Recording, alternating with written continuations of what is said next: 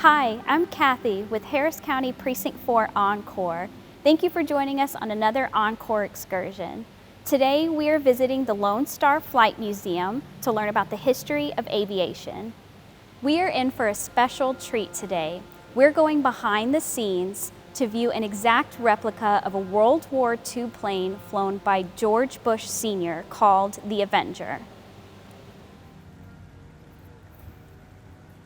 Welcome everyone to your Lone Star Flight Museum on this very beautiful fall Texas morning. 2 weeks ago we wouldn't be able to do this out here, but this morning this is just great. You are all special guests today as we continue our commemoration of the 75th anniversary of the end of World War II and welcome our TBM Avenger home after more than a year of restoration. That would be the sound of freedom.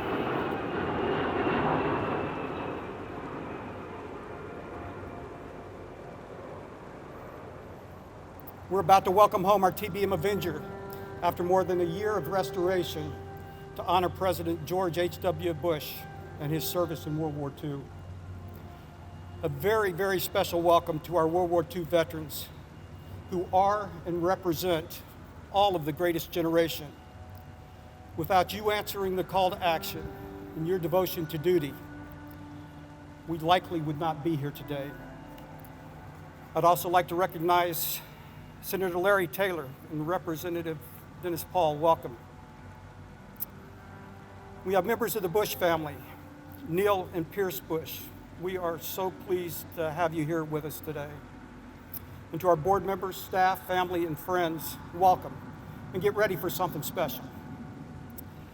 I'd like to start by inviting Mr. Neil Bush up to represent the family.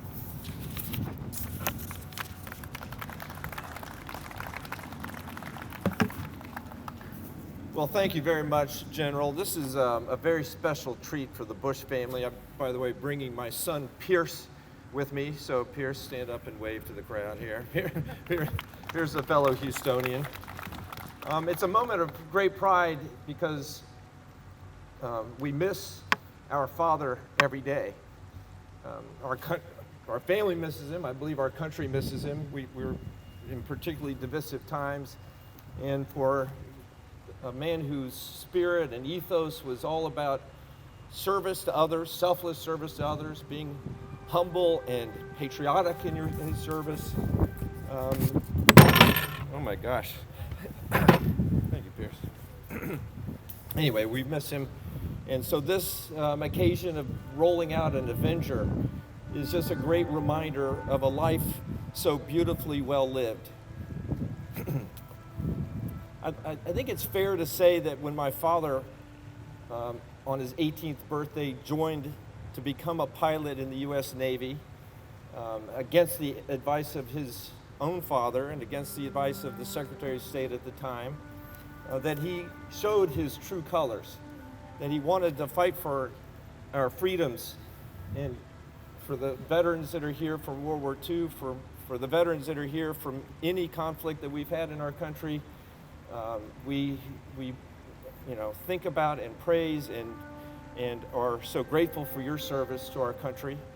My dad was motivated by the same calling you were, to help our country.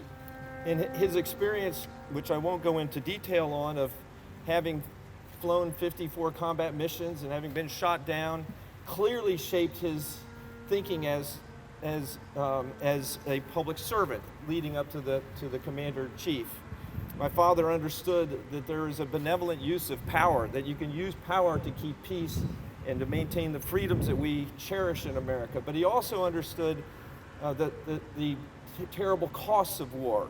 And so he did everything in his power to use our force for good. And in his 4 years as president, it's amazing to see how little of the military we had to use for such an effective outcome on the entire global stage, with the Berlin Wall coming down, the Soviet Empire collapsing, with the conflict in Kuwait being resolved quickly and decisively, with the situation in Nicaragua with Noriega being carried out. Our forces were used for good and left the world a more peaceful and harmonious place. It all started, I think, from his experience as a young pilot fighting for our country. And so this is a very special moment. I love the fact it's called the Barbara 3. I don't know what happened to both the Barbara 1 and 2. I know one of the airplanes he was flying had a power outage after it left the deck of the aircraft carrier and tumbled into the sea, loaded with bombs, and kind of a very dangerous mission. But out of that came Barbara 3. So anyway, so Pierce and I are very grateful for this, to be invited to participate in this amazing event. We can't wait to see it. One last little anecdote. We were there present for the commissioning of the CVN-77 George H.W. Bush nuclear-powered aircraft carrier, which is a monstrous ship that was commissioned during my brother George's presidency. During the ceremony, they had a flyby. So they had the jets that were to occupy or to be on the ship fly by, and they had an Avenger fly by. So the jet came roaring by, and everybody was saying, okay, you have to wait for a few minutes. So 5 minutes later, this little Avenger came petering around, the thing, and it's like, oh my, no wonder he got shot down, Anyway, thank you all for this very special occasion. Thank you very much. General, thank you for your leadership. Scott, thank you for including us. Thank you for this beautiful, beautiful facility for Houston. It's an incredible facility. Thanks. Sure. Neil, thank you so much. And again, we're just thrilled that you can be here today. This project would not have been possible without our sponsors. Our principal sponsor was the Gary Sinise Foundation. With great help from the Robert and Janice McNair Foundation here in Houston, Mr. Jim Bath and Mr. Joe Saloni. We are pleased to have with us today retired Colonel and good friend Jim Ravella, Vice President of Outreach for the Gary Sinise Foundation. I'd like to invite Jim to the podium to say a few words.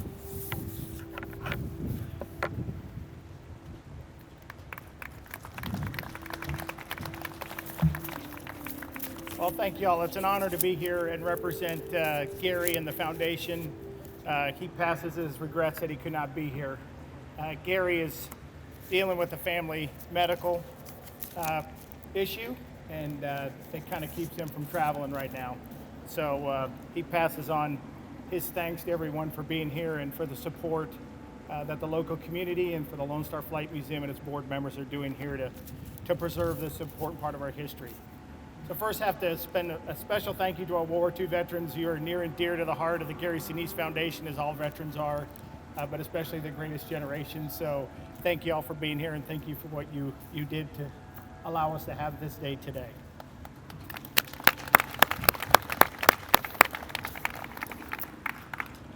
About a year and a half ago, I had just started at the foundation when General Owens approached me about this project. And some people may ask, why is the Gary Sinise Foundation involved in restoring an aircraft? Some people may think that's outside of our, maybe what we would normally do. But a big part of what Gary does is obviously our mission is to serve, honor, and need, to support our veterans and defenders, those that protect us each and every day. But undercutting all of that is a desire for Gary that he wants to educate the American people. We want to educate them on two main areas. One is our core values of what we believe in: service, integrity, and commitment, which is represented by all veterans and first responders that defend us. The other one is to educate the American people on the sacrifices that are made every day by those who defend our freedom. So to make that connection between the people and those that protect us. So when I looked at the Lone Star Flight Museum and its mission to preserve history and to educate the youth, I knew it was a perfect fit for our foundation and something that we wanted to be involved in. So we were proud to come alongside the Lone Star Flight Museum on this project to preserve this great piece of American history that represents the greatest generation that joins this amazing museum and this fleet of aircraft that hopefully will inspire our youth to come in to understand, and for the American people to understand the price that was paid and is paid every day. Because we know that if we can inspire and make that connection to the people, to those who defended our freedom in the past, we know that they will understand and support those that are defending it today and those that will defend it tomorrow. So we're very honored to be a part of this, and thank you so much for allowing me to be here today. And I can't wait to see the plane.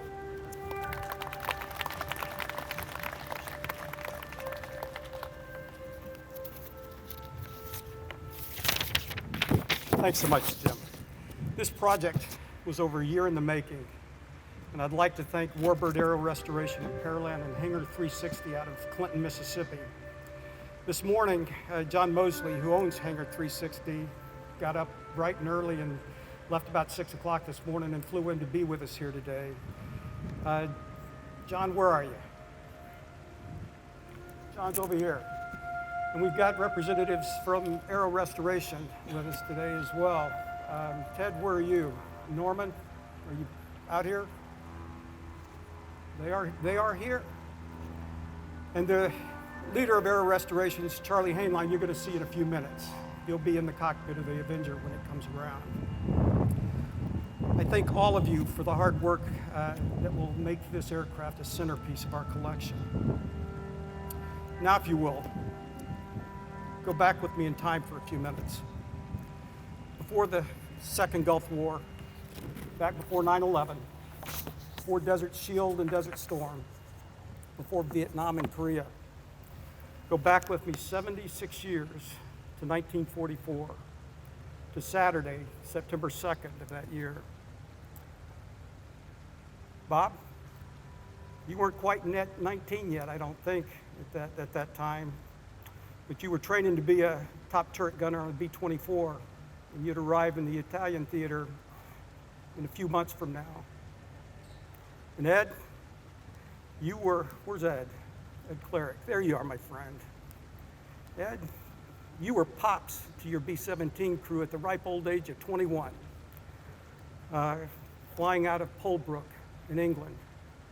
On the last day of the war on May 8, 1945, Ed sat at the end of the runway there in Polebrook, waiting to launch on one more mission that fortunately never happened. You were all so very young. Halfway around the world in the Western Pacific, it was a clear morning, much like this. The sun had come up well before 6 a.m., 0600 for those military types.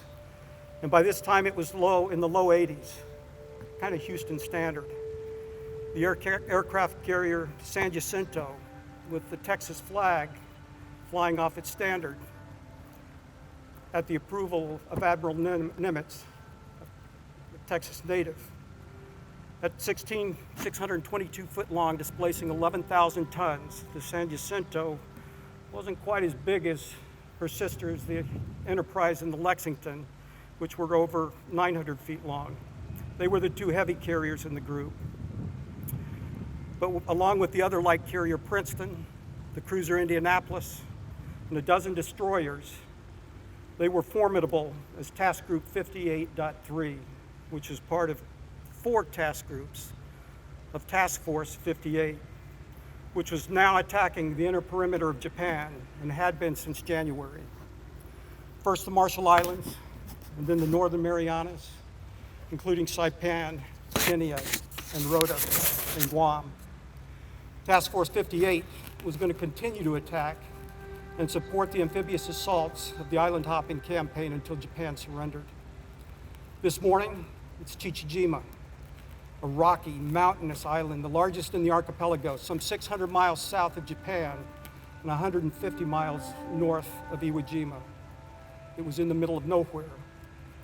Defended by more Japanese soldiers than that on Iwo Jima, it was strategic because of its port and because of its communication facilities, which allowed Japanese homeland to communicate with the outer perimeter defenses. Torpedo Squadron VT-51, led by future Navy Cross winner Lieutenant Commander Don Melvin, flew against it yesterday and was sending airplanes up again today to strike radio communication facilities on Mount Yuake. You couldn't miss the mountain. It peaked at over 1,000 feet and had a forest of radio antennas that stood along its top. The flight schedule for the day had 20-year-old Lieutenant Junior Grade George H.W. Bush as part of Strike Baker. Led by Lieutenant Colonel Melvin with call sign Tear 1, Ensign Doug West would fly as Tear 2, Bush Tear 3, and Ensign Milt Moore would fly as Tear 4, George's wingman. Flying as Terror 3 was still a little different for George. His crew had only had the airplane a couple of weeks. It was a brand new airplane, beautiful, and a replacement for the one he had had to ditch on June 19th, the day of the Marianas turkey shoot, when over 300 Japanese planes were shot down. He and Gunner Lee Nadeau and radioman John Delaney all got out just fine, but they had to wait on a permanent replacement for the Barbara. That's what George called it. He called all his airplanes the Barbara, after Barbara Pierce, the young lady he'd asked to marry him before he shipped out. The airplane lost on the 19th had been Barbara 2, and they'd always flown as Terror 2, number 2 in the formation, with the big Squadron X and the number 2 on the tail. Gunner Lee Nadeau didn't care for it and was a bit superstitious about the change to Terror 3 with the X and the 3 as the tail flash, but it sure was a good-looking airplane. And all the crews on the San Jacinto wanted their picture in front of it. Just like today, you'll want yours too. All the crews were at the 0600 briefing a little over 3 hours ago. The intel was good. Strike Baker had 2 targets, both radio and communication facilities. Melvin and West would take target number 7 on the top of Mount Iwaki, and Bush and Moore would take number 6 on Mount Asahi, less than a quarter mile north, just 1,000 feet north of the other one. The targets were heavily defended, including anti-aircraft batteries of Emperor Hirohito's own guard. The enemy intel was pretty good. They had a pretty good idea of the American bombing tactics. They had radar and they had spotters, and they were ready if the attack came.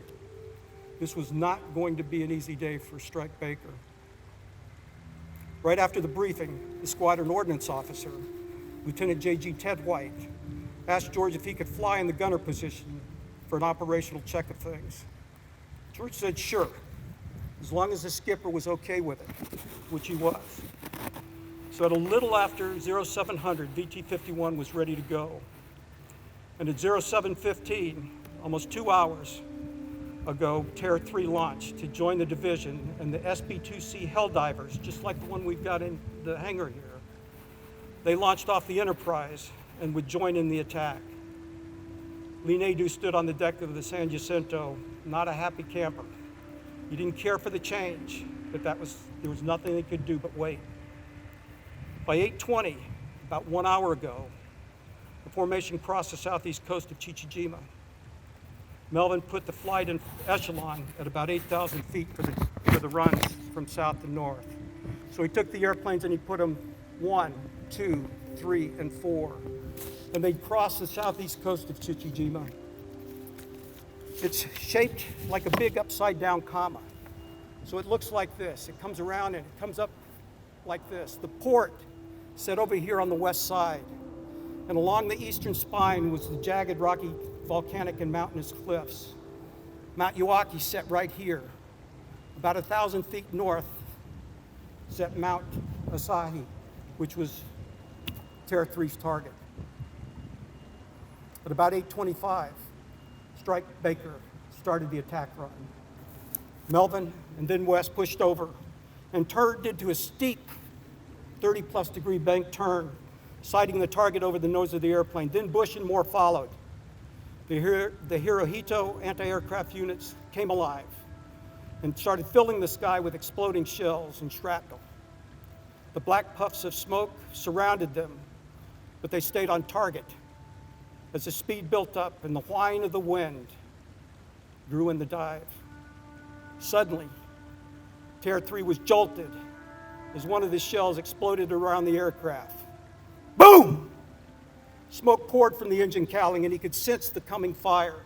Momentarily stunned, Bush knew Terror 3 was in trouble, but he pressed the attack anyway, and he released the 4 500-pound bombs on the target. And immediately, as any pilot would do, tried to climb and turn east out over the ocean. He did not want to go down on the island covered with enemy soldiers. He'd heard about the atrocities of the enemy.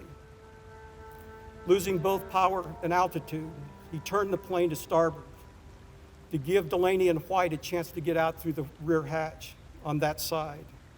Hit the silk, he shouted over the radio. He couldn't see them from the pilot's seat, and you'll understand when you see the airplane today, but he could only give them a chance and hope that they got out. Then it was his turn.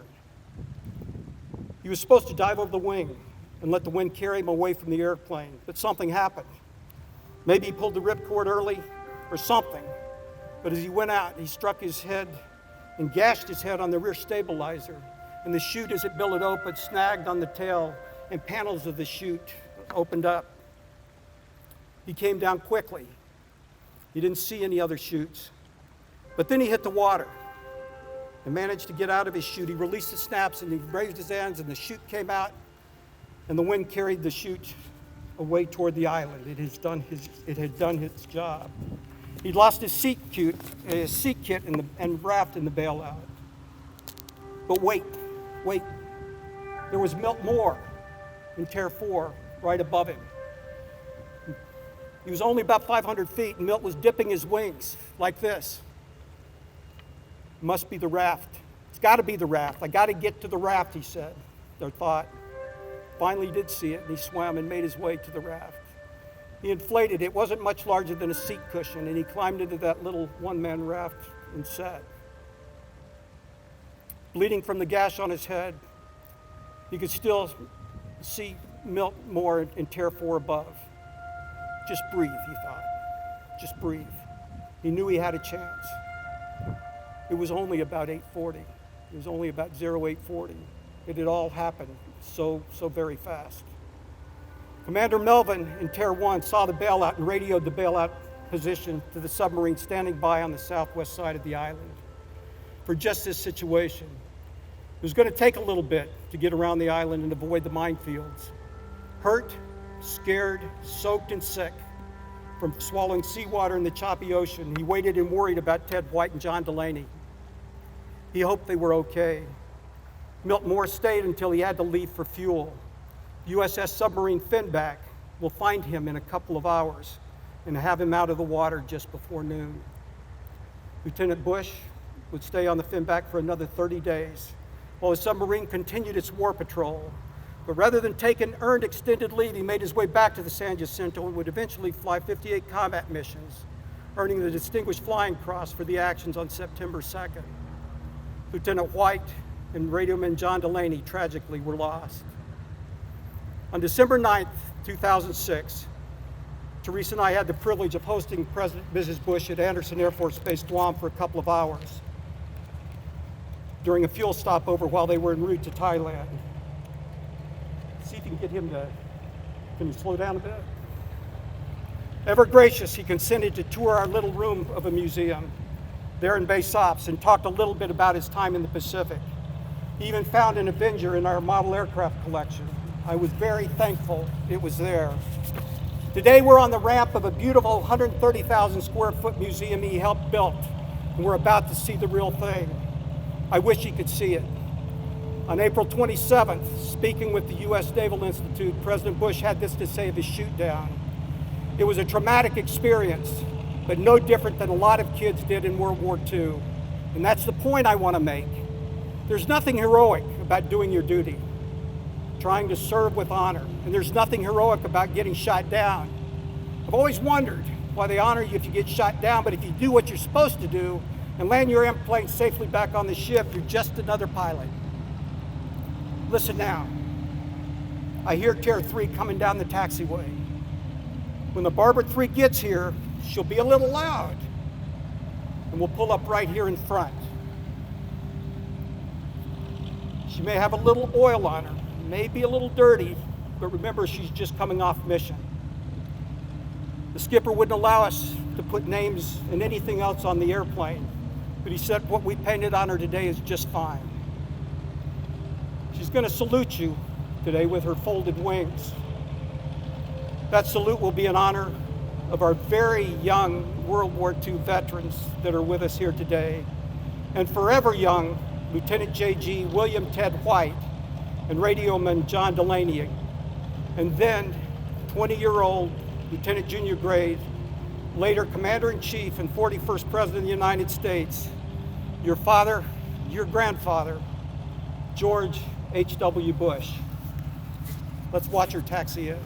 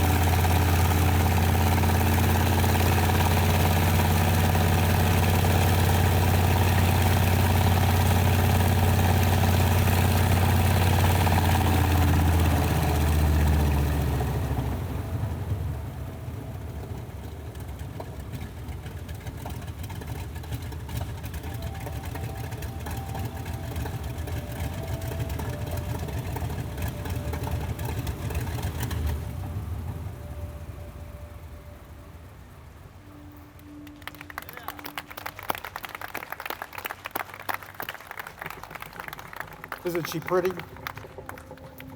Folks, jet noise may be the sound of freedom, but what you just heard is the sound of American power and might and victory. And at the controls of the aircraft today is Charlie Tuna Hainline, retired Air Force Lieutenant Colonel, owner of Warbird Aero Restorations. At this time, he's going to climb down, and we're going to set some stands up so that you can climb around, walk around, take pictures. This is a very special day for us. We've waited for this a long time.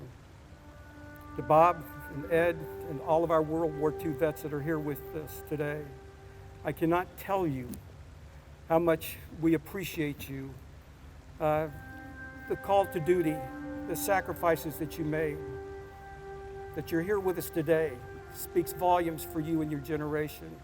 My dad was one of you, and I can't tell you how much it means to me to have you here today representing him and all those like you. So folks, I'd like for you to give one more hand to the greatest generation and to those that are here with us today.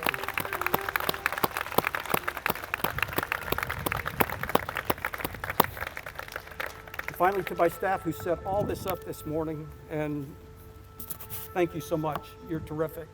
That concludes the formal ceremony, and please enjoy our brand new airplane.